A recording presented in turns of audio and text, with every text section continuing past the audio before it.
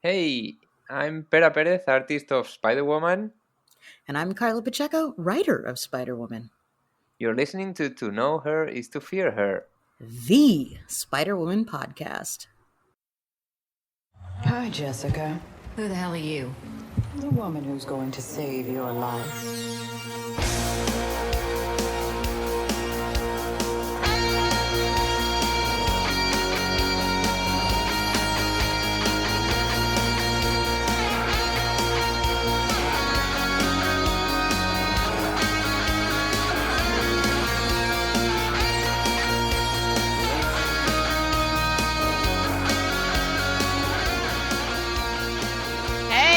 Welcome back, Spider Babies, to Know Her is to Fear Her, the Spider-Woman podcast. We're your hosts, Seren and Ray. Hello, everybody. We are back again for another round of a bit of Spider-Woman, Seren, a bit of Avengers. Yep, a little bit of each. We've got what do we have this week? We have New Avengers #2 by Brian Michael Bendis, Breakout Part 2. But before we get into that, we've got some news. Yeah. One of which you might have already heard. Yes, Seren, you have done so well. We've been talking about this for a while, and now, Spider Babies, you would have heard we've got a new intro. So remix. We do. Yeah. Our friends over at VH Mixing, aka at V as in Victor, H as in Henry, the word mixing, on Twitter, graciously did this for us. They were offering. We actually won it in a raffle. So hey, how cool is that? Very cool. They are awesome, very great to work with, and gave us exactly what we wanted. So go hit them up, everyone, if you need any sort of remixing done. I like it, Seren. It's very rocky. It's very it's got the guitar going. We spoke about it just a little bit beforehand as well. It's got a point of difference. I'm really happy. I dig it. I dig it. I like it. I said I would like to kind of I sent them what we were using, and they were like, "Yeah, we need to change that. That's a little copyright." I'm like, "Yeah," and they kept basically the tone that I wanted, which was that hard rock kind of, "Yeah, let's go get pumped" sort of music. So I was really happy with the outcome. Yeah. So, wonderful, great to work with. And keen is absolutely hit them up. Yeah, no, for sure. And keen to know what you think as well, Spider Babies. We really do love to, make this show everybody's, and so let us know what you think about the intro as well. And be happy to hear from you. Yeah, absolutely. So moving on. Some exciting news. It didn't take as long as I thought it would. It took longer to get the Dennis Hallam run action figure, but now we have a new Hasbro Legends Spider-Woman figure coming out. With the Dave Johnson costume that you saw in Carla Pacheco and Perry Perez's run of Spider-Woman. It is beautiful. You can go ahead over to HasbroPulse.com and pre-order her. She is $24.99 US dollars. I'm not sure if they ship internationally or not. I hope they do for our international Spider Babies. Definitely do. Ray would. They definitely do. All right. Well, there you have it. Yep. She is beautiful. Ray's there she is. So she's like, if you were to compare her to and we were talking about this before we started recording. If you were to compare her between the classic suit one with the red suit that originally came out like 10 years ago or something versus the Dennis Hallam version motorcycle jacket one, Chris Anka design. She's kind of in between the two of them, where she is definitely far more articulated than the motorcycle jacket figure, but she's not quite as chesty as the original Spider-Woman figure. And I actually really like this. This is a really nice, I think, balance between those two figures. Her head, I think, is the same head as on the Dennis Hallam run, which makes her head a little less articulated, but all the rest of her, like, they've got the pictures on the website, so some really cool poses they've done with her. I I think she looks really good. Like even her ankles like are like jointed, which is pretty fabulous. Oh, great. So Yeah. she looks really good, and you can switch your hands out with other hands. She comes with fists ready to punch. My only disappointment is she does not come with Venom Blast. I need to find the Miles figure that comes with Venom Blast so I can steal them from him. And Yeah, but yeah, it looks so cool. Seren, I just got really excited flicking back here. So on our YouTube version of this episode, you can check out the visuals we've got up here. Beautiful. Seeing it actually in the package, Seren, is really Yeah. cool with that artwork right next to it. I mean, it's in the how shall I say, you know, Marvel Legends, they have those, like the standard action figures in kind of like that black box with a display case. This is more in the card box, I think they term it. Yeah, it's pretty retro. Yeah, They did retro. it with the Tiger figure Yep. as well, actually. Yes. And I have her. She's Yes. pretty badass as well. She's sitting in her box. That's awesome. Me too. One of these days I'll have more space, and I will, guys. I promise you, I will take my action figures out Yeah. of the box and I will pose them. Currently, my Dennis Hallam Spider Woman. I also bought a Black Widow figure that came with a motorcycle. Yes. And I absolutely had Jess steal the motorcycle from Black Widow because Jess looks way fucking cooler with the motorcycle than she does than Black Widow does. So I didn't have to drop an F-bomb there, but I did. But the point of the matter is, Jess looks badass with a motorcycle, guys. So if you ever see that Black Widow Hasbro motorcycle, get it for your motorcycle jacket, Jess, Absolutely. because it just looks or you could fantastic. You could get, oh, it's a bit more grittier. You could get a Punisher on the motorcycle and steal his as well. Oh He's got yeah, one, Jess so- doesn't care. She'll steal it. Yeah. We could steal it for this one because this Jess would look ballin' on the. Yeah. Actually, no. This Jess needs a monster truck. A monster truck or a dinosaur. Yeah, but Yeah, one of yeah, the two. yeah. A little word of note as well. Just reminded me, Seren, for those that do collect action figures, and look, I'm by no means, I'm a casual one as well. But what I found with these packagings, if you want to retain and preserve the packaging, there are various ways to do it. But I do it with if you get a blade and you just cut a slit under the plastic. You can pretty much slip out everything and still retain, and then you can actually slip the figure back in, and it would still look like an unopened package. So for those that really do love their action figures, you can try that out. Or you could be like me and just buy two. One to play with and one to display. Yeah, exactly. Because I've done that with a couple as well. Yes.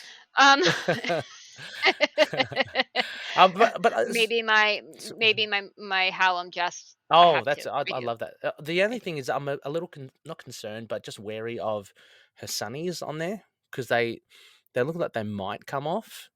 Just from memory. Her sunnies? What are her sunnies? She's got like the yellow glasses. Yeah, because I think. Oh. Yeah, I just on that one, on the Hallam one. Yes, she comes with the sunglasses. Yes.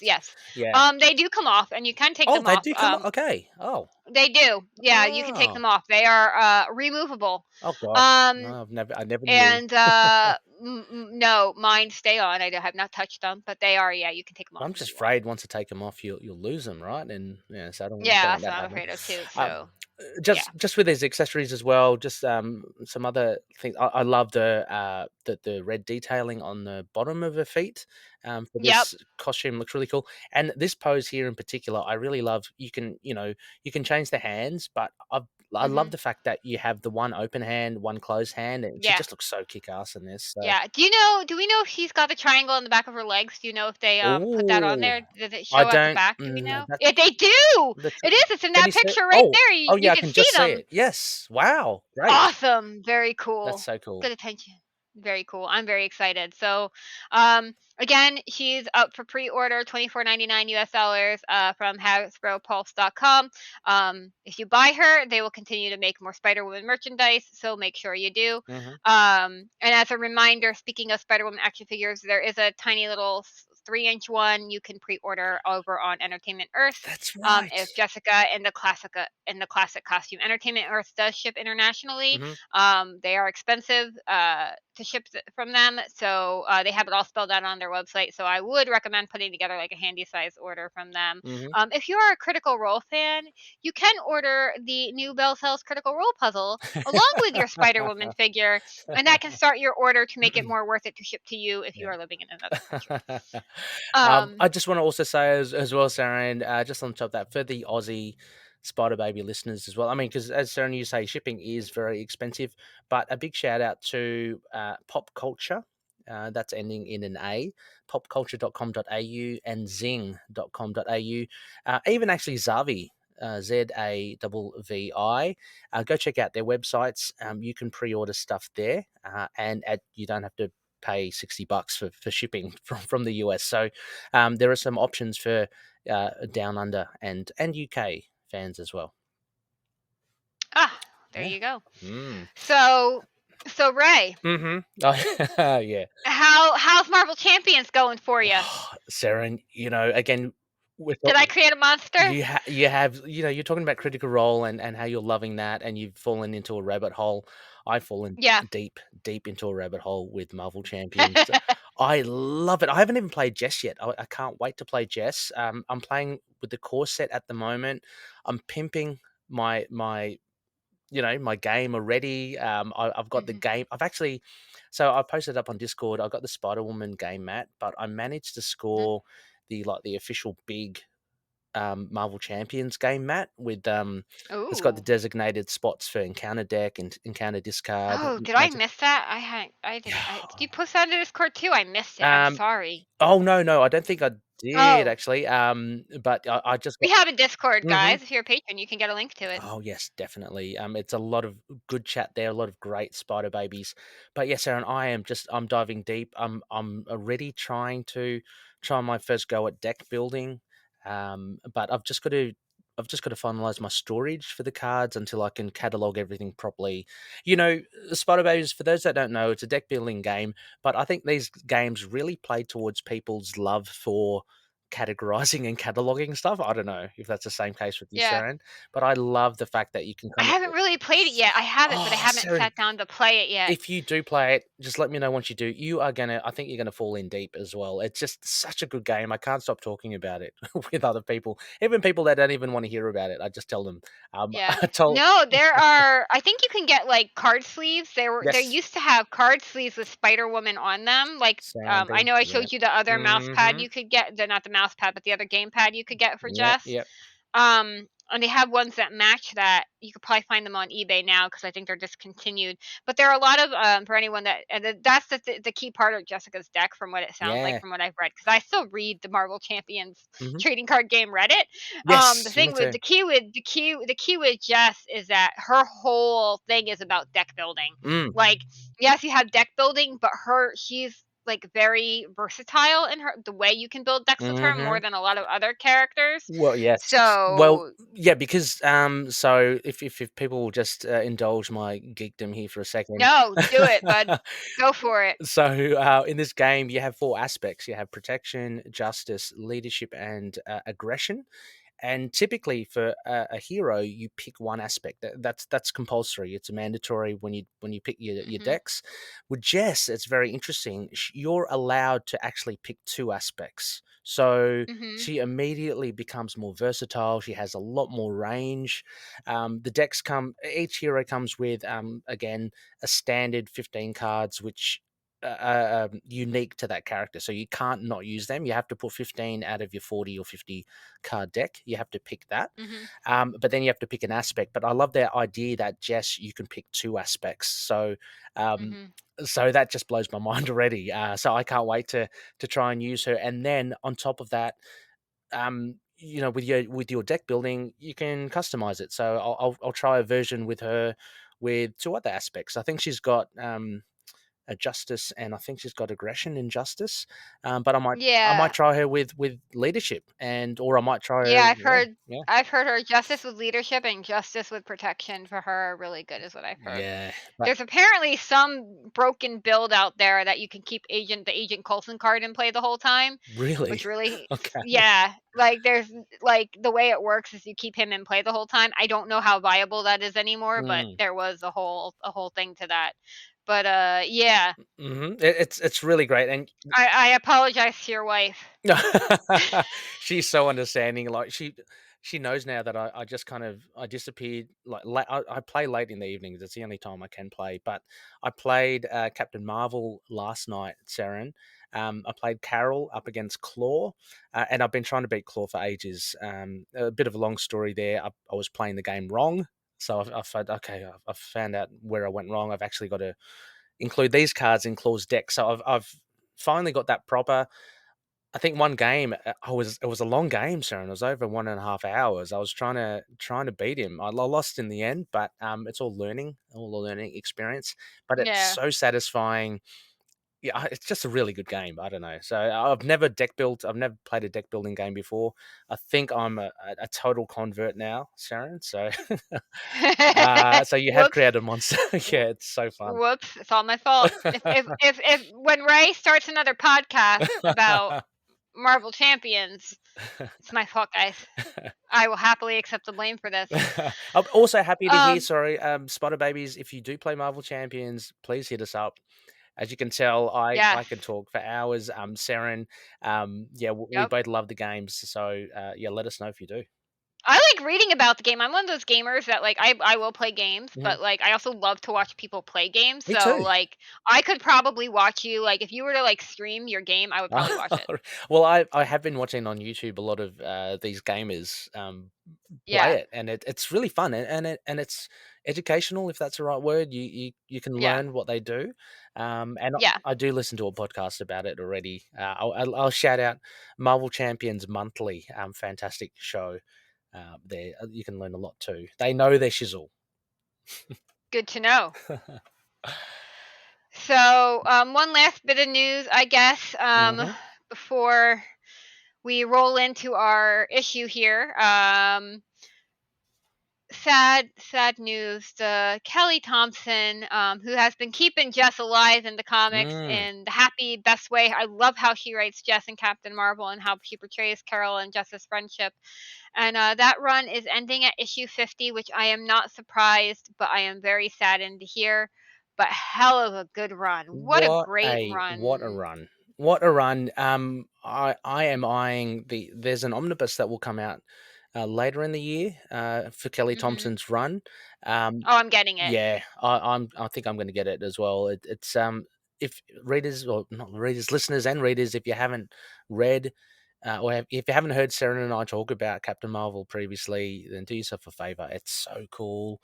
And yeah, Jess is in it. Like during the she's not in every issue, but she's a big part of Carol's life. Yeah. Like, and I love that. And I know some people get a little confused because I've seen this confusion on Twitter, and it's resurfaced recently lately, probably because I'm on Twitter more lately than I have been in the past. And I apologize, I have not been quite as present on Twitter, but I'm working on getting it back, guys. I am. Is that like there's the confusion of which Jessica is Carol's best friend. And Kelly Thompson describes it this way, is that Carol Danvers is Jessica Jones' best friend, but Jessica Drew is Carol Danvers' best friend. Yeah, that's a pretty cool way of summing it up. Right. Yeah. So, like, and obviously Carol is also Jessica Drew's best friend. But, like, that's kind of how it is. So, like, Carol is big heart. We love all. Carol has so much love to give.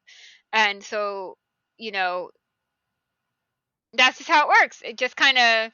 Well, that's how the confusion of the Jessicas work. Yes, let's face it. Look, Carol is really cool. She's great friends with Jessica Jones, but push comes to shove, her bestie is Jessica Drew. I mean, not taking nothing away from her friendship from Jessica Jones. No, she's just closer to Jess. That's Yeah. Like if the shit's down, she's gonna call Drew. Exactly. But anyway, the run is ending in issue 50, so make sure it's going to be an extra big issue.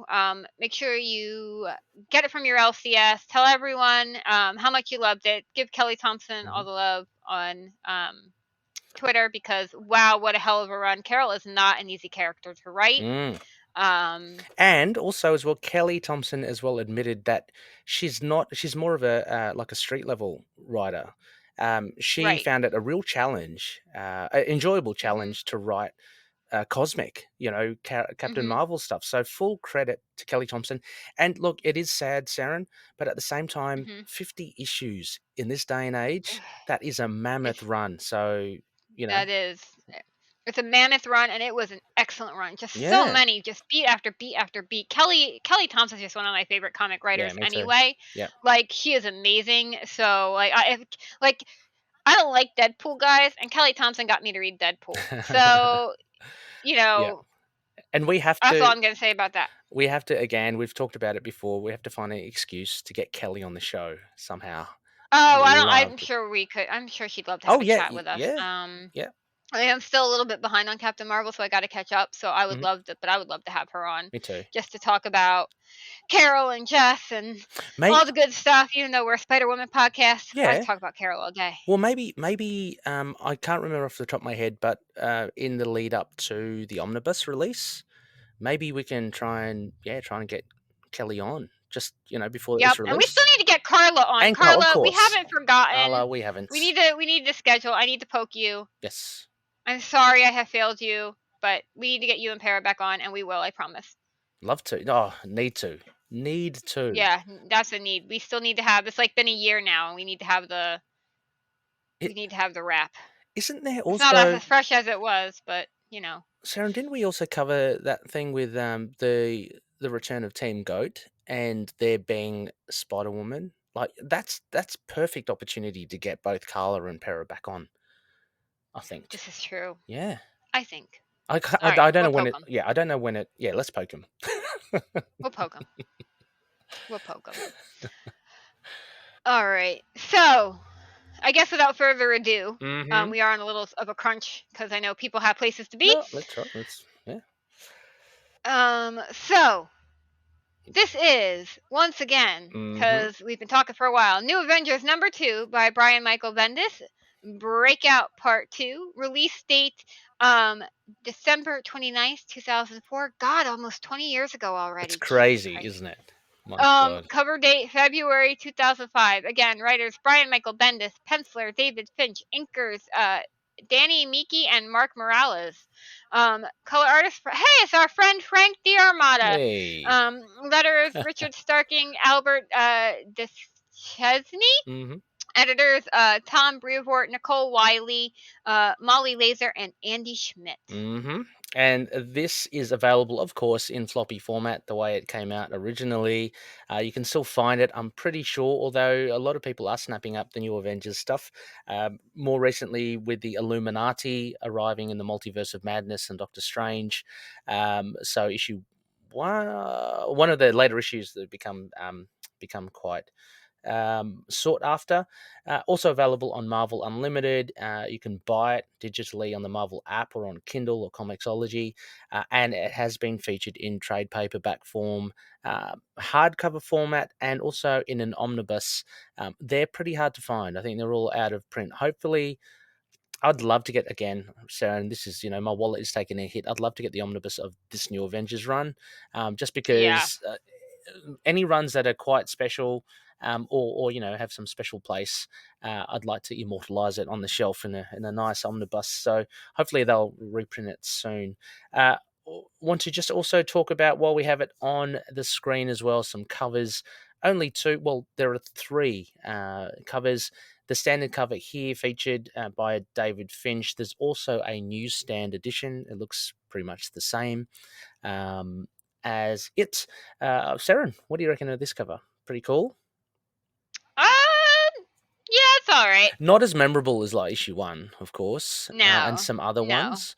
And it just still has that 90s. You can still see the 90s styles bleeding into it, because Cap's eyes don't really look like that much anymore that I can recall. He's been neglecting leg day in the gym. Or are those Cap size or are those Luke size? No, I think they're Caps. I think Luke. No, they're definitely Caps. Yeah, you Okay. can't see Luke's. You can see his heel in the background there. Oh, yep. Okay. Yeah, but pretty, decent cover as it goes. Nothing special, as Seren said.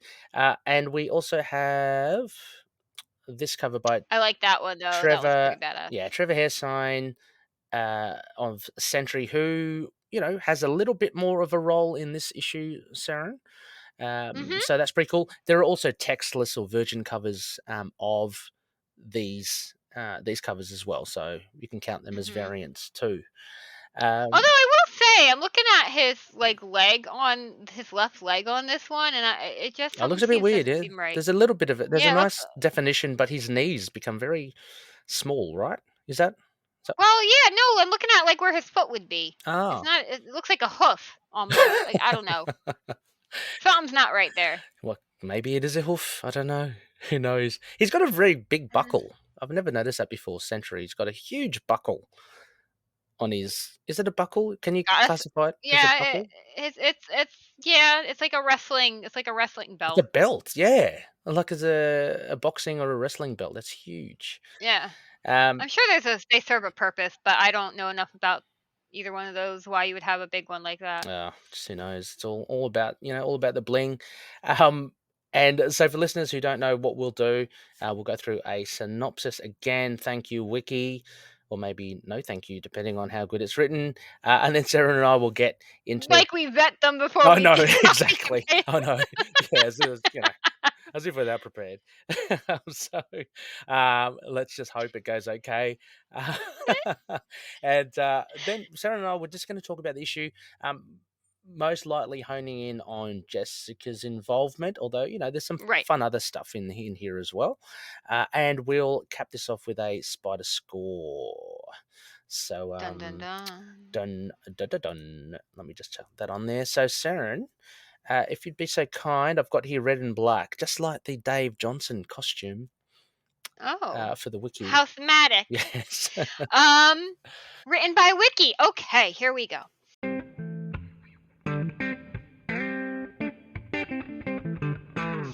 Another explosion rocks the raft, and Captain America and Spider-Man watch Electro and his client flee the scene. Seeing that there is no way to catch them, Spider-Man does the next best thing and jumps towards the hole to help people, despite the Captain's warnings to let S.H.I.E.L.D. agents take point. Spider-Man should have listened to Cap, for instead of people looking for help, he found himself face-to-face with scores of supervillains. Dogpiled by the baddies, his mask gets ripped off and his arm gets broken by Jigsaw. Meanwhile, on the bottom level of the raft, Matt Murdock is trying to get the Sentry to assist them in escaping when they and the S.H.I.E.L.D. agents are attacked by Carnage. Murdock tosses Foggy Nelson into Sentry's cell and closes the door, warning him not to open it no matter what. Murdock, Luke Cage, and Jessica Drew fight Carnage until another villain comes out to join the fight. Murdock's old nemesis, Mr. Hyde. On the surface, Spider-Man is being pummeled by dozens of supervillains when Captain America breaks them up and leads a group of S.H.I.E.L.D. agents into the fray. Trapped inside a lightless cell, Foggy manages to convince Sentry to help. Emerging from his cell, the Sentry grabs Carnage and flies at top speed straight through 8 floors of the facility and out into the stratosphere, all the way to outer space.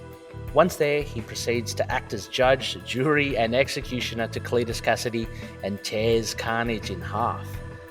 Cage takes care of Mr. Hyde, and Drew tries to fly them out of the exit the Sentry made when Hydro Man starts drowning them. They get to the surface to join Captain America and Spider-Man in the free-for-all. One of the villains, Ironclad, grabs Cap and throws him high into the sky where he's caught by Iron Man.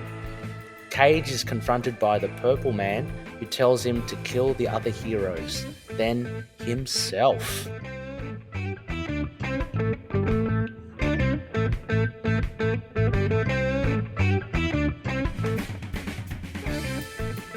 my gosh. That's done pretty heavy.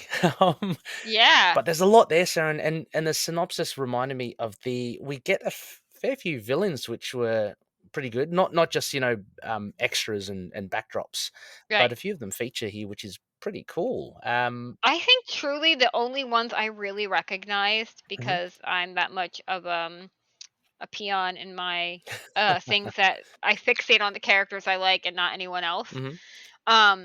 Whereas Purple Man, because if you haven't read Alias, you should. And I knew who Carnage was. Yes.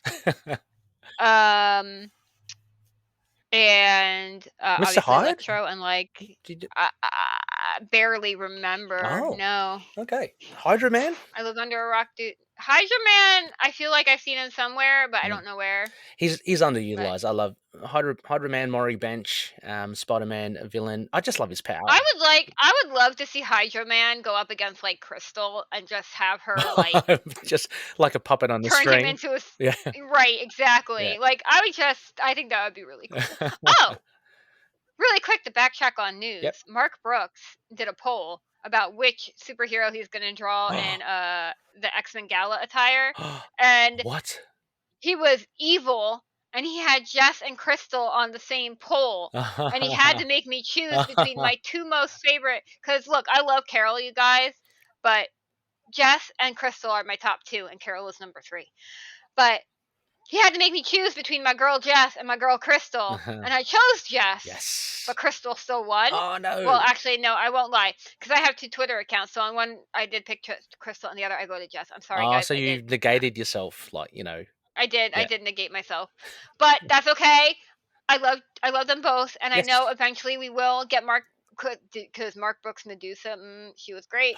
Mark Brooks' art, his art in general is just phenomenal. I love it. Yeah, he's amazing.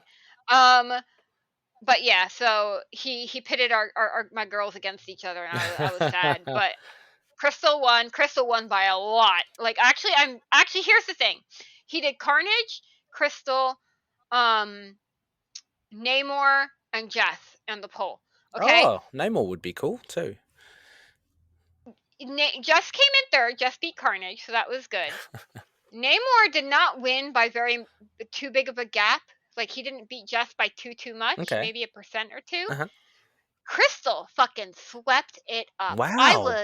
I thought Namor was gonna win, because when I saw that poll initially, I went, "Oh fuck, Namor's got this. Yeah. He's not gonna want Namor," you know? Yeah, agreed. I thought because Crystal, I swear people have forgotten Crystal exists unless she's been showing up in comics and I have not been paying attention. I know. Probably that's what the case is, but Crystal swept that shit. She won that's really by a lot. That's really surprising. I'm not disappointed. I'm sad Jess lost, but I am thrilled to bits Crystal won, because even in recent years, Jess has had, don't get me wrong, guys, Jess is my favorite, but Crystal has had nothing. Yeah.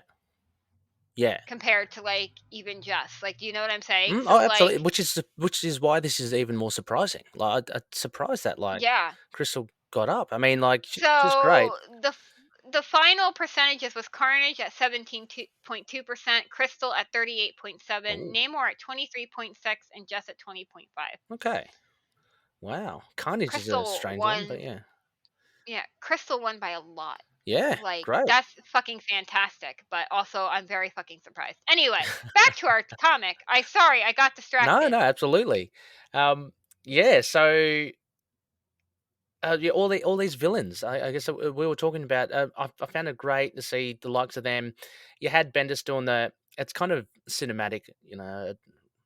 Kind of hesitant in using that kind of terminology, but when they're introduced and there's a little panel of them. Let's see if I can find it. There's a little panel of them in black and white, yes. there. Yeah. So who's that? Count. That that's is Nefaria. That is some sinister. I do remember him. That is a sinister page. That is fucking creepy as shit. They did really good. A+ on the art there. Yeah.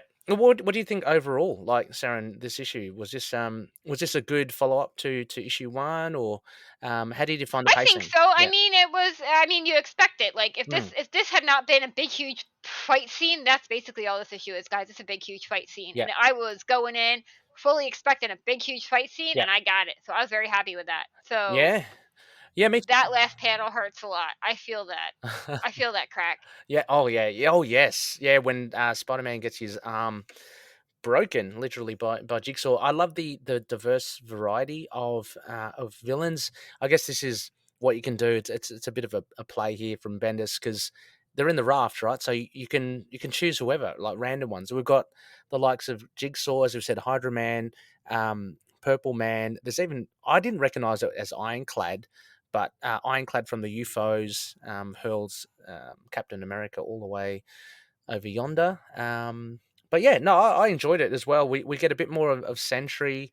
What did you make of, I guess, Jess's involvement? It's pretty hard because at this issue, Yeah, she there's didn't have too much of her biggest moment was yeah, saving Foggy's ass. yes, So here's the thing with this, like, Jess hasn't been seen in comics for a while, so he's obviously focusing on like the heavier hitters, right? hmm Like the ones people know. Jess is kind of in the background at the moment. hmm But what Jess does do is kick ass, yep, saves Foggy's life because that's awesome.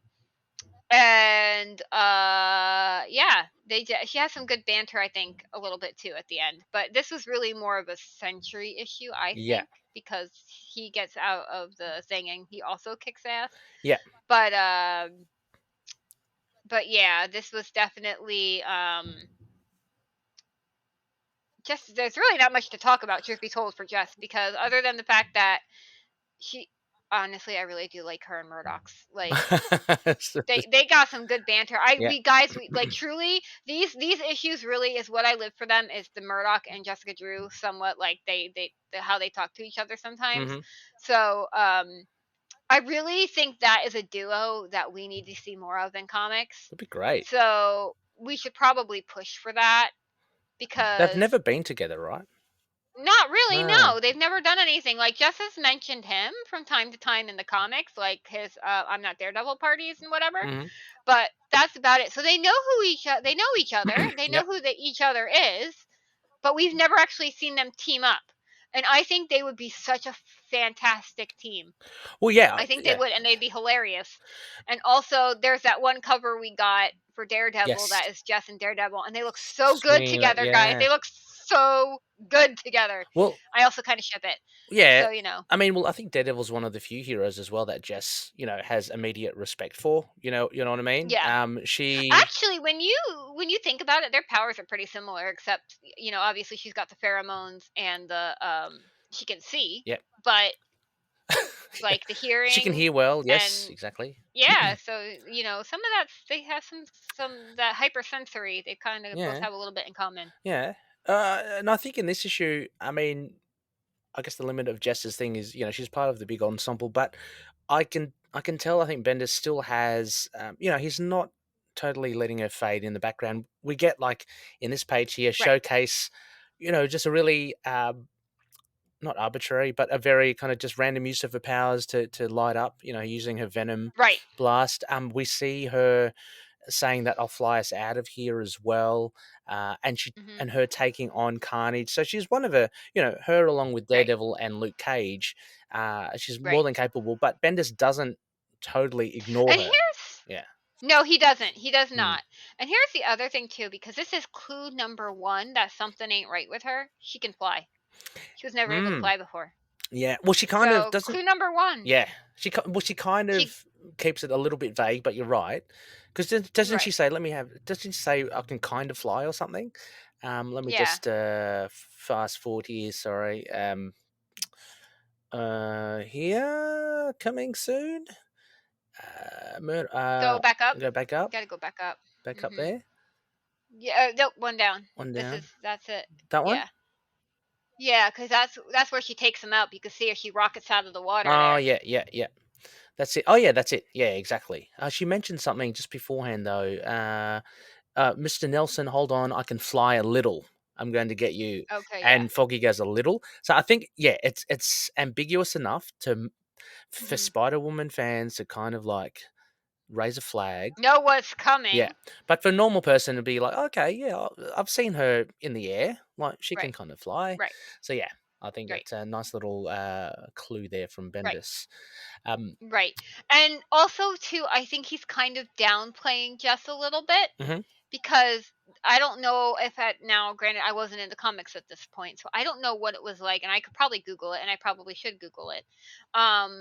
what it was like when this new Avengers run was announced that he was writing it. Mhm. I don't know if the roster was announced, if they kept the roster under wrap, but he could possibly be downplaying her a little bit Mhm. because that's the big reveal in a couple more issues. Yes. I mean, for the roster, you mean? Sorry. Yeah, I don't know how Yeah. well known the roster was going into this Oh, series. yeah. I can't remember. But you definitely get the bones of it here for sure. Like, I mean, Luke Cage. The fact that Luke Cage is hanging around here with Cap, and Jess. But Hmm. no, it makes for an interesting thing looking, retrospectively. Right. But yeah, look, I mean, this art, whether you do like this kind of '90s art or not, I reckon David Finch must have gone to Bendis. Oh, you bloody bugger! You're asking me to draw like 20, 30 villains, and he does it Right. all in quite a lot of detail. I did spend a little bit of time on this page just having a look at what was Not that happening. this art isn't good, because it is very good, and Mm. Frank D'Armando's colors. I mean, he's a good colorist. Oh So. yeah, absolutely. But you got Luke Cage there swinging someone by the leg. I don't even know who that is. You Yeah. can't see. I love the look of Spider-Man there. He's so bruised up. He gets absolutely hammered at the beginning of this Yeah. issue. He's already got his Well, look arm. at how many villains he put away, because that True. was one of the things I realized. I'm like, well, shit, yeah, he's probably put half these villains away himself. Mm. Oh well, then tracking back to Jess. Let's go back. What did you think of? Because it was mentioned in one of the comments, Jess versus Carnage. That's a great matchup. I'd love to see like more of. Yeah. Because Carnage for me is one of the scarier villains out there. Oh Uh, yeah, he's terrifying. yeah, all the Yeah. others. No. Yeah. Yeah. That whole page made my skin crawl a little bit. Mm, I did like to see. We did get Jess versus Venom at one point. But then the Venom symbiote. This was before the next kid came along hmm a couple years ago. Um, and this is I'm kind of mad about it. Truth be told, because when I heard what the new kids' powers were, I was like, those are basically Jessica's powers, and I'm really pissed off that it didn't go to Jess hmm as her I know don't give Spider-Woman symbiote or whatever, but it totally should have been her symbiote because she's the reason that little baby even exists. It's not really a baby. That baby symbiote exists. It's because of her. If it wasn't for her, that thing would have been annihilated. Can you So I don't imagine know. Jess amped up with a symbiote as well? It'd be fucking awesome. It'll be great. I'd love to see that. I would too, but it was going. I think they didn't do it because of Glenum, Mm. but Oh, okay. Yeah, yeah. that's a So shame. that's all I got to say about that.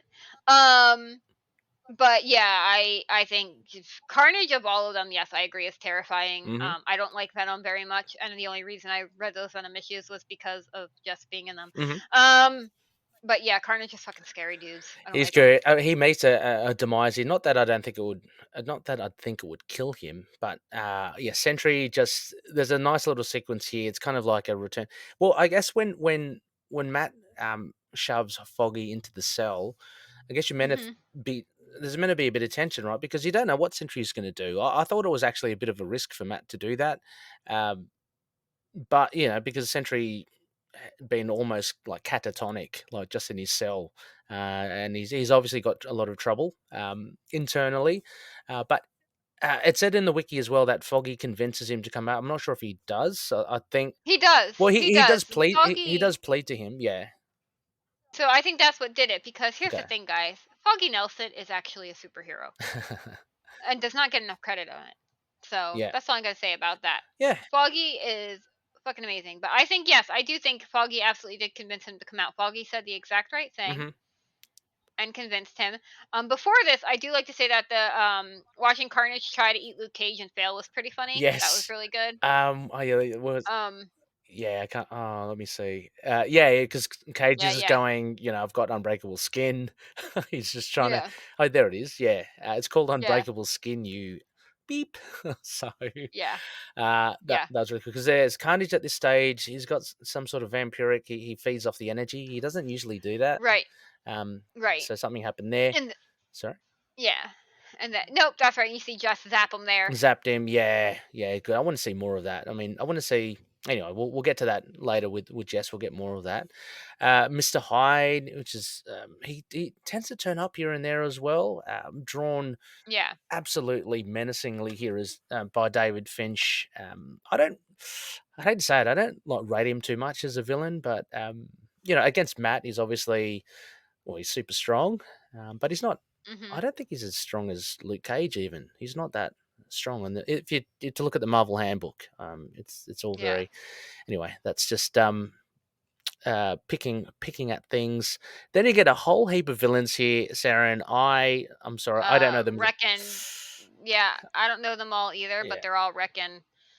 They're all Yes, Reckon Peter Peter. here. Yeah, Fool Killer, I Full know. Killer. I That know. name is Yeah, familiar. the Crusader. I don't. Cutthroat. I don't. I loved Cap charging in with the Shield agents. I Yep. thought that was cool as well. But Mhm. yeah, nothing really much here other than huge. I mean, there was that sequence with Sentry, as we mentioned. Yep. I wonder what happened. I wonder. I mean, this is a problem with Hydra Man as well, Saren. Mhm. He's not that smart. There was a Right. really cool issue. Uh, God, I think it's 62. I'm going to say from West Coast Avengers, Mhm. and Loki actually gives him intelligence, like just temporarily, and he takes on Mhm. Wonder Man and Hawkeye, and he slays them because he knows what he can do with water. Like he can submerge them, Right. but he builds up the water pressure, stuff like that. He can really manipulate water well. Over here, I found it a little bit disappointing. He shows himself and he tries to drown them, but that's about it, and that's the end Yeah. of Hydra Man. So I think a missed opportunity there from Bendis, but I do understand that he's got a lot to show in this issue. Yeah. Um, Yeah. yeah, it's But also, I still want to see Hydra Man versus Crystal because yeah. Crystal will just turn him into a little sphere of water and launch him into space. Yes, exactly. Yeah, Crystal is very. I loved Crystal in the '90s Avengers. Saren, the bomber jacket Avengers. She was a member. Oh, jeez. She was really I cool. I loved how James Asmus wrote her in All New Inhumans. Yes, What yes. God, if I could have James Aspen write Crystal and because he was like it was all there to get really nitty gritty into Crystal's brain, Hmm. and I wanted to get there, and it got canceled. Yeah. So guys, I want a Crystal solo book. I need a Crystal solo book because the girl's got issues, and I want to know what they are. James Aspen wrote a fantastic Crystal. I would love a Kelly Thompson Crystal or anyone else to write her that is like an awesome writer. But like, I don't know. I'm James gonna Asmus wrote the best Crystal I've ever read. Yeah, I'm gonna have to go back and read those. I love those as well. I got that back. When was that? 2017 or something?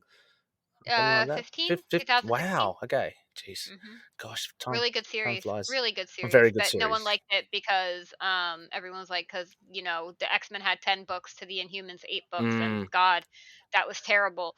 Anyway, I'm not going to say anything else on that. It culminated. Anyway, Yes.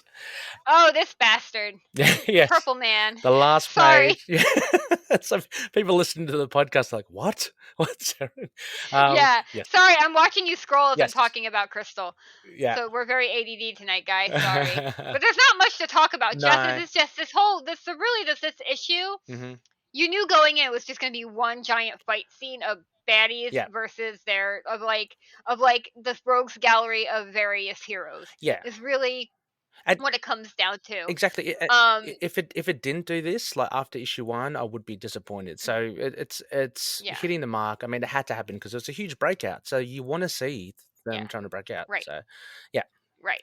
Um. There's only other one thing I want to talk about is that Jess says to Captain America, Mhm. she said that I think she said she's not too happy to see him, and I'm trying to figure out Oh, what does that's she? about other than he's probably her boss. Oh, okay. Not that I'm. Oh, yeah. There you go. Okay. Captain America. Not that I'm not thrilled to see you. She says. Oh, yeah. Oh, yeah, yeah, Interesting. yeah. And then That's Luke, interesting. I'm not thrilled about any of it. Oh, in this Well, I page. think he's basically her boss anyway, so Yeah. because he's working for S.H.I.E.L.D. too, right? So he's probably Yes, her boss. that's right. Oh yeah, I can see here Ironclad now. I can see Tombstone, one of my favorite villains. He got hit by Luke Cage swinging that other prisoner. So Bad as hell. crossbones as well. There's Seren. That's Yep. he's a pretty meaty customer. But yeah, pretty cool issue. I enjoy the art. I still enjoy this art. For what it is, I muscle have to bound. say I prefer the current artists like Carmen Carnero. Those my speed of artists. Also Stefano Caselli, who he gets on this series later on. So that's Yes, when the Caselli's art gets really good as well. Yeah, no, true, yeah. true. But we finished off with as you say, Seren Purple Man, mesmerizing Luke Cage eating an apple. Where did he get the apple from? I don't know. He probably just raided the cafeteria because if I were Purple Man, he's gonna no. See, here's the thing with Purple Man. He's smart. Yeah. He's probably one of the best Marvel villains because this guy out of all Carnage is scary. I think Purple Man's scarier. He is, isn't he? Because he doesn't do much, but No, he doesn't have to do anything. He just has to no. tell you what to do. Yeah. Yeah, it's And pretty scary. he is terrifying. So what he probably did was he let all these other bastards, excuse my language, all these other bad guys do his dirty work for him. He sauntered down to the cafeteria, got himself a nice little meal, Yes. and then came back with his apple to do this, to finish it all off. Yeah. That's what happened there. Yeah, absolutely. I mean, I can't say otherwise.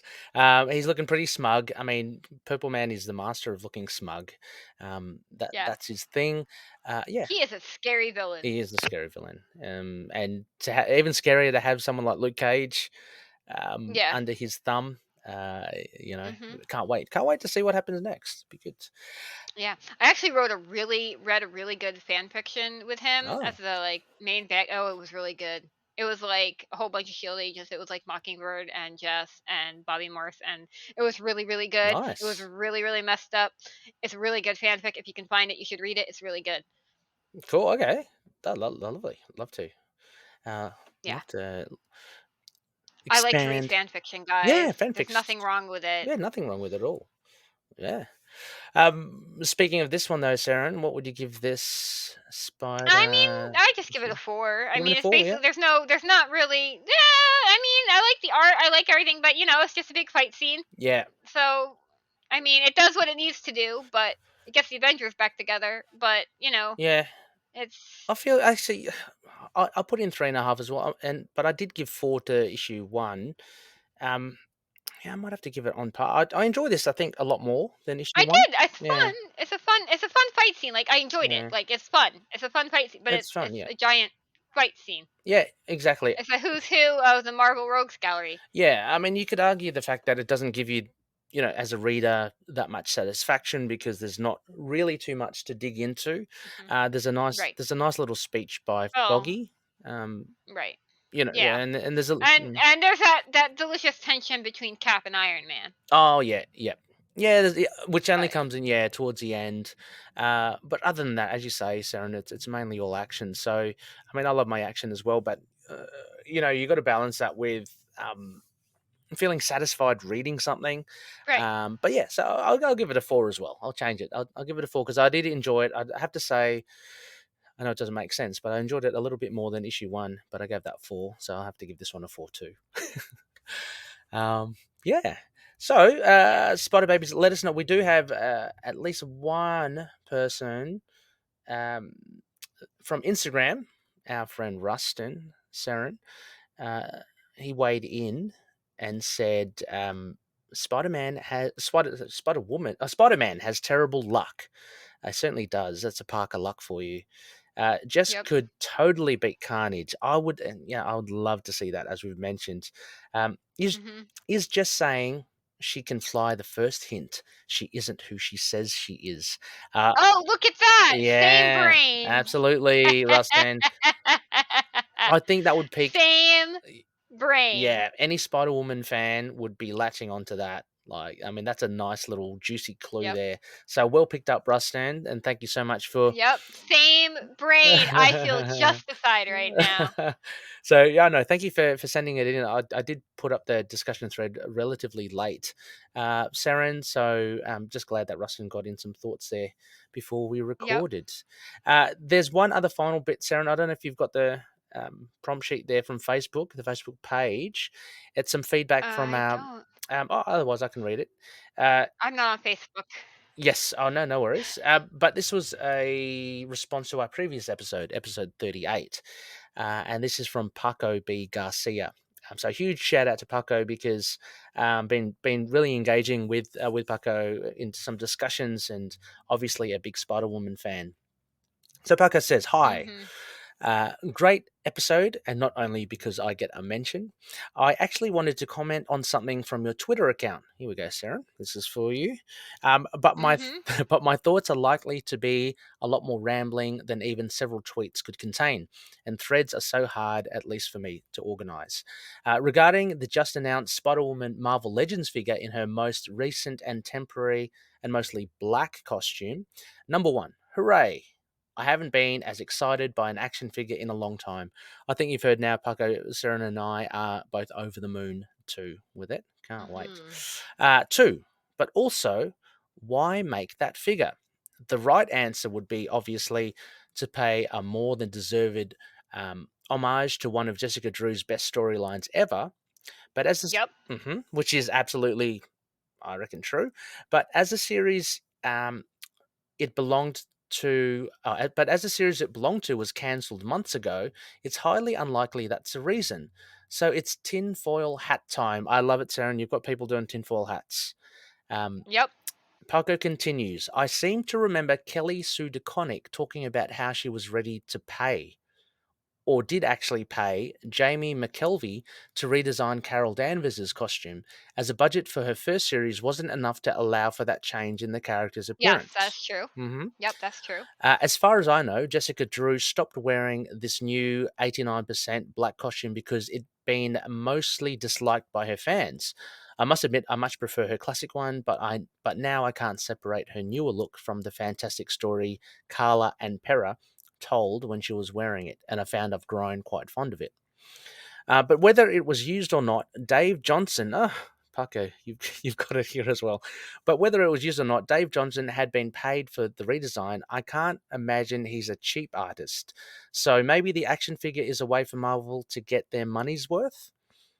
What do you reckon? Well, here's what I reckon. I reckon because it also took, as I stated this earlier, it took a long time as well for us to get the motorcycle jacket costume. So, and I think that even took longer. When did the motorcycle jacket one came out? When? I don't remember when that figure came out, but it came out after the run ended. And the thing is with these things is Marvel knows people are completionists. And if a costume changes, people are going to want an action figure of that costume, regardless of how well loved or liked it was. There's someone out there that will buy it. So the other thing is that these there's lead time that it takes to make a costume. So by the time, who knows when, we don't know when they decided, you know what, let's do that new outfit. Enough people seem to have liked it. Enough people have seemed to have been interested in it. Enough people must have asked for it. So they said, okay, well, is it worth our time to do this? So also, this one's also a pre-order. So here's some other things too, because these things, again, take time to make, right? Yep. So there's probably a limited number of these. And then, you know, they'll reserve to the pre-orders first. And then they'll, whatever's left over, they'll put out into the wild. It's basically how these things work. But basically, to my knowledge of how things work, you need at least a 5-month lead time before that thing hits the shelves. So I have a feeling that this probably came into design probably around the end of last year, during the Spider-Woman run, Carla's Spider-Woman run. And the pandemic happened, which probably delayed it. Or it could have come in around after the Spider-Woman run, and it was still delayed because the pandemic probably delayed it. Materials can be hard to get. So I have a feeling this thing has probably been in the works for a while, but they haven't been able to, and we probably would have had it sooner if it wasn't for the times we are in right now. And also, by making it pre-order only, that allows Hasbro to gauge kind of how many to get in. But the only thing that gets me is that the pre-orders are, when's this one coming out? May? I think so. So that gives them, by pre-ordering it, they know how, that gives them a better idea of how many to order. So they'll order for the people who pre-order it, right? Yeah. And then they'll probably order some extras for any of the like wholesalers who also want it in their store. Yeah. But they won't. It's not something like, once those like orders are done, that's probably it. They're not going to do like another refill unless like this thing blows off the shelf like surprisingly well. It surprises everyone. I don't know if any of that made sense. No, it does. It gave me food for thought too as well. So Paco, I think another example would be, look, I'm a big Ben Reilly fan as well, Scarlet Spider. And I don't know if people have been following Dark, God, what was it called? Dark Web, where essentially they did the dirty to Ben Reilly and they made him a villain again, and he's in hell. Oh, that sucks. Yeah, but he has this new design. He's called Chasm. And we're talking Oh. about this. This storyline only appeared December and early this year, and he's already getting a Marvel Legends figure. So like that They must have, baffles my but mind. here's the thing too. Yeah. So here's the thing to think about with that, because Ben Reilly again is probably a far more popular character than Just, as much as I hate to say it. Is he? You reckon? Oh. I don't know, but here's the other thing too, is again, these things take a while to make. Comics take a while to make. So as we have learned that before, like, an issue of comics before it hits the shelf is in production for like what, 3 months at least before it hits the shelf. Yeah. So when you think about, say, issue 1 of whatever Ben Reilly comic comes out, say it comes out in June. Yeah. Right, and they go, we know Ben Reilly comics sell pretty well. We know his action figures sell pretty well. Also, his costume's similar enough to Spider-Man that little kids might not be able to tell the difference. But they know it's coming. They have the suit design months prior to that, right? Because look at like Jessica, like her comic came out in March, right? Yeah. And we knew about her new suit in November. True. Yes. So if they were going to do an action, and also Jess is a female character, so she does not get as quite as priority as male characters do. But so they know, they have that suit design months before the comic comes out, so they can send that over to the manufacturer and go, hey, we want stuff for this. Yeah. And then by the time the comic's been out for a little while, they'll have it. But when Jessica's comic came out, we got issue number 1 in 2020, and then the world shut down for a year. Yeah. So if they had any idea, the comic did really well, but they probably wanted to do this thing with her, but it probably truly kept getting delayed during the entire run because of the pandemic. Like, she still would have been delayed regardless, because again, she's a female character, and they take, unless she's Captain Marvel, or Black Widow, yeah, those are the or two. Scarlet Witch, Yeah. Well, yeah, true. like, that are in the movies right now, it's gonna be a while. Like, don't expect things right away. I mean, look at how long it took Tigra to get one. Oh, absolutely. It amazes me, like, it pleases me that she's got one, but where did that come from? I am right, like, and I am so thrilled to have this one, so I'm not going to complain about it. But I'm sure we probably actually would have had it sooner. If things hadn't been delayed, and then her comic fell off, so she probably became not quite as a priority as some of the other characters that still had ongoing comics and movies and cartoons and things like that. Like, we have a lot more Spider-Gwen merchandise than we ever will, just merchandise, because for this reason of movies and stuff. So I'm glad we even have one at all. It's really what I'm trying to say. Absolutely. And I think you've really kind of shed some light onto I guess how these things work as well. I mean, right. Paco was also saying that is this because that they paid so much money for someone to design it, and so it comes out? No, Because it's not. But it's interesting, as you say, that they are testing the waters, because I think that Chasm, aka Ben Reilly, is a perfect example. I mean, he didn't even have his own title. He's only been in what, maybe 4 or 5 issues, but they are Marvel's taking, I think, a relatively big swing with pre-orders, just testing the field, seeing if it would gauge any interest, and I guess that's the same as you mentioned, Seren, exactly the same situation with Spider-Woman, albeit a bit of the delay happening. With COVID. I'm sure it's a whole bunch of issues going on, but truth be told, Jess is not as popular a character as some of the other ones. Her comic's been discontinued for a year, which sucks, but truly, I feel like we got her newest suit faster than we got the motorcycle Yeah. jacket after the run ended. See, That's yeah. my feeling about it, but I can't remember. So, Seren, if I do a quick Rorschach test on you of sorts. Okay. So you mentioned as well. So look, straight off the bat. So top female superheroes.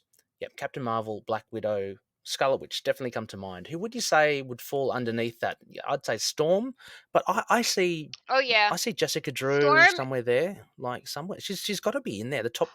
I think if you Top were to 10. ask people name their top Yeah. 10 female superheroes, Yeah. I think Jessica would probably be in the top 10, Yep. but she would not be in the top 5.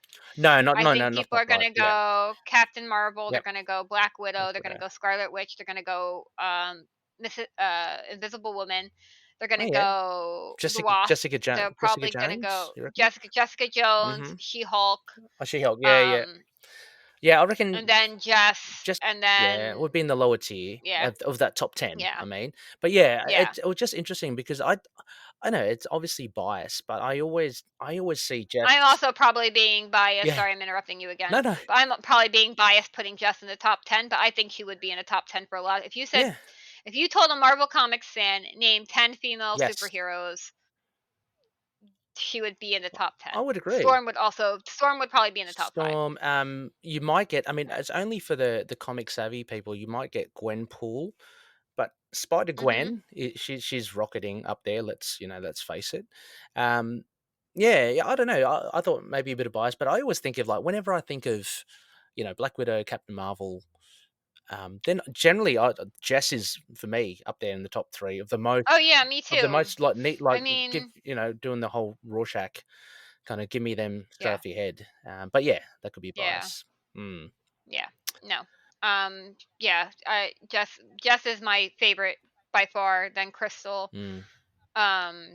She has that history. Carol. She has that history as well. So yeah. Anyway, it's interesting. Spider Babies. Bias aside, would be keen to know who you think immediately off the top of your head who would be the most prominent female superheroes out there. I've got a few that I love, but then they'd never make it. Like Elsa Bloodstone, I absolutely love, and she's not big enough. Elsa would be so. Yeah, she would get big real quick if they put her in the MU. I'll tell you right there. I love Elsa. She's great. Yeah, she's fantastic, and obviously Tigra. She does get the love. But she does. She's not. Thank you, Jed McKay, for putting her in Moon Knight. Yes, exactly. Kate Bishop, I also do enjoy as well. Yep. Written very well by Kelly Thompson. There you go. There's that name. Yep, another comic you should read. Yep. So, sorry, I should finish off what Paco was saying as well. He's got a bit more to say here. It says, and who knows, maybe one day we'll even get a Spider-Woman classic costume action figure that looks like someone who's wearing actual clothes, skin tight as they might be, and not just had her body painted red. This new one, agreed. This new one, the one coming in May, the little one from Entertainment Earth, true. Is like 3 inches. Yes, there you go. It's like based off of the really old retro ones. It's like a retro figure. Yeah. It's not absolutely. It doesn't look body spray painted. Right. Yeah. This new one certainly looks much better. As well, the upper torso general area. So, Seren. Parker's hitting the right points here. Also, oh, here you go. And finally, Parker says, also, may I ask you a little favor? Could you use your contacts in the comic book industry to get Brian Michael Bendis and Alex Maleev back into a Spider-Woman monthly series? They both seem to have the time right now, and Bendis is a big fan of the characters. So I think it'd be the best way to draw attention to Jessica Drew, apart from the Spider-Woman movie being formally announced, of course. And then after Brian Michael Bendis and Maleev leave, we could get a second run of Pacheco and Perret adventures. Thanks. I would love Carla to continue writing Jess's adventures. She left at a really good setup for any. See, here's the thing. Carla left Jess, reunited with Lindsay, and it's such a good setup to like go back to California for shenanigans. Like, I don't want Jess to go back, but like I also don't think if Bendis started writing Jess, I don't think he would honor any of Carla Pacheco's run. I don't. I really don't. I think he would rush it under the bush. A hard agree there. I hate to say it, Like he would probably acknowledge the baby because Marvel is like, oh no, that baby is there. And I love Jerry, so I love seeing Jess as a mom. She's not the greatest mom, but what superhero is Yeah. the greatest parent, Yeah. unless you're like Sue Storm. Storm, yeah. She's the best one. Besides the point, the truth of the matter is that I don't think Bendis would even acknowledge the existence of Carla Pacheco's run. I'm sorry to say it. I hate to say it. I love how he writes Jess. I really do. And Carla really did honor a lot of what he did. I don't know. I don't know. I feel like Carla did a real, I don't know. He might, but I don't know. Look, Seren, I don't have faith. I don't know. I don't have faith. I tend to agree with you. I'm so sorry. No, me and too. Carla, if we're wrong, hit us upside the head because I know you will. So that's great. But I think, look, it's great. It's a great thing, Paco. I loved Bendis's Spider-Woman run and all that. I feel his strongest material has been in the early to mid 2000s. Unfortunately, I don't want to bring us all down, but unfortunately, I don't think his more recent stuff really hits any marks, like any home runs or whatever analogy you want to say. I'd be hesitant to have him back. I mean, it'd be good to get the old team together, so to speak, and for nostalgia's sake. But exactly, what will he do with all the stuff that's happened between then? Will he? I just want Carla back on Jess, and if I can't get Carla, because I just really where that ended, it was such a great setup. I was so ready for California shenanigans. I was so ready. I know Lindsay. Or Madripoor Mafia. shenanigans. Was it Irish? Yeah, I was so ready for it. I was so here for it. It would have been so freaking good. Yeah, agreed. And we're not gonna get it, but I feel like obviously I would love for Kelly Thompson to write Jess because I love how she writes Jess. Or any of the lady writers over at Marvel right now would do a fantastic job with her. I feel Carla has a treasure trove of stories up her sleeve for Spider-Woman. She was pulling from like the deep cuts, man. Like I was just so ready for another Jess trip to Madripoor. I was so ready for it. Team up with Wolverine. Come on, let's make it happen. Yeah, man. I'm so sad. I'm so sad. We could have just gotten one more arc, just one more. I would have been like, maybe we'll get an. But at least she reunited Jess and Lindsay, so there's that.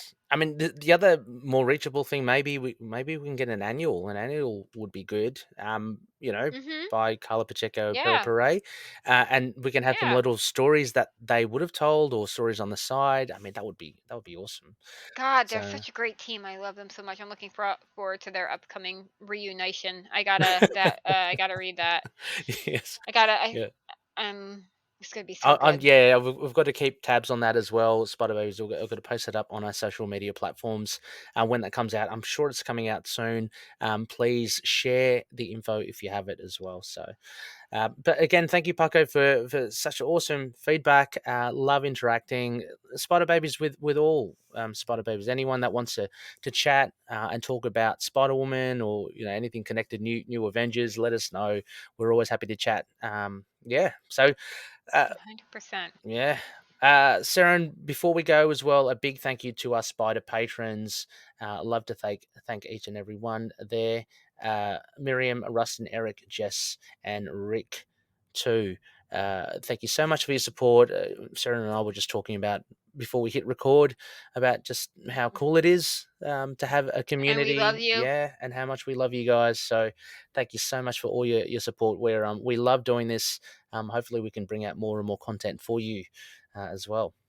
Seren, what do we have next episode? We have New Avengers #3 because we're trying to catch up Secret Invasion. So I wanted to chat with you offline about that, Seren, because there's a fair. We'll have a chit chat. Yeah, because there's a fair few to catch right before. I think we can skip. Well, no, there are some issues we can skip that just isn't the focus. We just have to skim the issues that are important leading up to it, and then we'll delve in. Okay. They're just All right. Yeah, we'll definitely check that out. We'll try to treat. We can briefly. We could probably cover all of Civil War in one episode. Oh yeah, that's a good idea. Yeah, for sure. But we'll triage because there is a bit to it before we get to Secret Invasion. So I'm just mindful that. When is it out? It'll be all right. Is it June, May?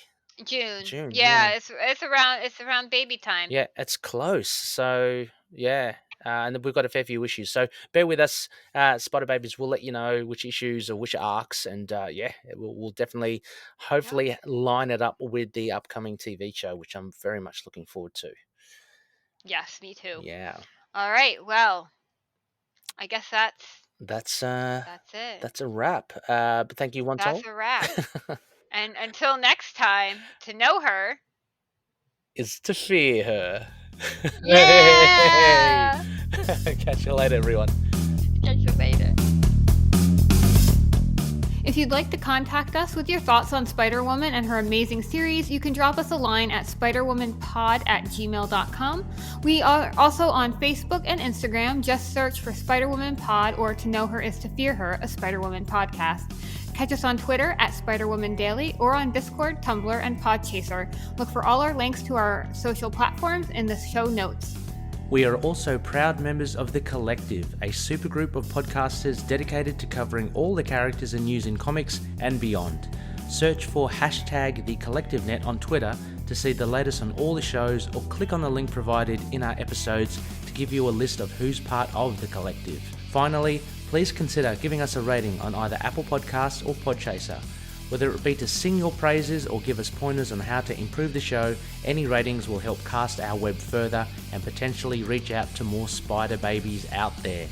Thank you so much for listening to our show. We really appreciate it. Stay tuned for our next upcoming episode. But until then, remember, to know her is to fear her. Spider-Woman and affiliated characters, stories and events are properties of Marvel Characters Incorporated. Material used and discussed within the podcast are intended for critique and review purposes only, under the fair dealing concept of the current Copyright Act. The views, information, or opinions expressed during the podcast are solely those of the individuals involved and do not necessarily represent those of the copyright owners. Just switching it up on you.